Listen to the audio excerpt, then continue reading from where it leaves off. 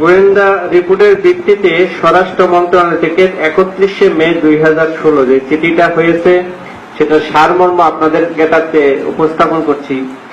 রাঙ্গামাটি, বান্দরবান ও খাগড়াছড়ি জেলায় চাঁদাবাজির নেটওয়ার্ক এতই শক্তিশালী যে চাঁদাবাজরা সবসময় ধরাছোঁয়ার বাইরে থাকছে।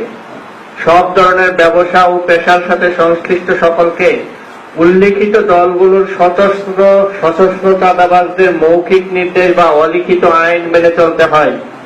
চাঁদাবাজির শিকার সাধারণ জনগণ, ব্যবসায়ী, পেশাজীবী, শ্রমজীবী ও বাহিরের জেলা থেকে যে সকল ব্যবসায়ী পার্বত্য অঞ্চলে প্রবেশ করে তারা স্থানীয় প্রশাসন বা পুলিশের সহযোগিতা চাইলে তাদের পক্ষ থেকে ভুক্তভোগীদের চাঁদাবাজদের সাথে ম্যানেজ করে তোলার জন্য পরামর্শ দেওয়া হয়ে থাকে। এই বিষয়টাই চিঠি দিয়ে আমাদেরকে ব্যবস্থা নিতে বলছে। আমি আপনাদের জ্ঞাতার্থে সবাই উপস্থাপন করলাম। আমি কয়েকটা উদাহরণ দেই যে চাঁদাবাজি কারা কারা করে, এখানে সেটারও বর্ণনা দেওয়া আছে। 3টা গ্রুপ চাঁদা সংগ্রহ করে। জেএসএস সন্তু, জেএসএস সংস্কার, ইউপিডিএফ। যেমন বাস প্রতিটা বাৎসরিক দেয়, জেএসএস সন্তুকে দেয় 5,000, সংস্কারকে দেয় 5,000, ইউপিডিএফ কে দেয় 3,000। ট্রাক প্রতিটা 6,000, 6,000, 4,000 এইভাবে দেয়। জিপ চাঁদের গাড়ি 3,000, 2,000, 1,500 এইভাবে দেয়।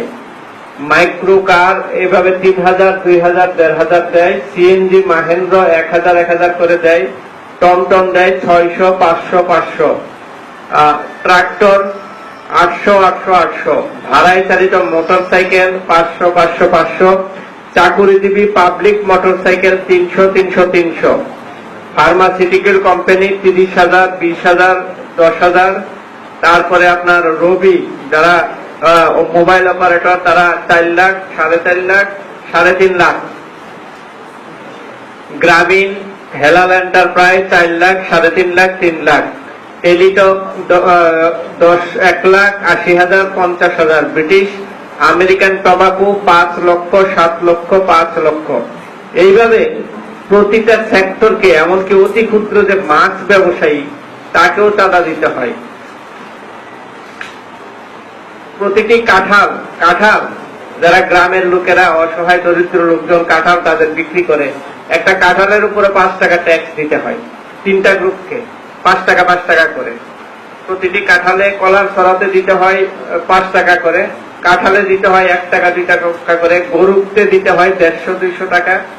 হ্যাঁ, প্রতিটা এমন কোন আইটেম নাই যে আমাদের জনজীবনের প্রয়োজন নাই। একটা মুলি বাসে দিতে হয় 700, বা মুলি বাসে দিতে হয় 300 টাকা। 300, 200, 200। এই হলো অবস্থা। এরকম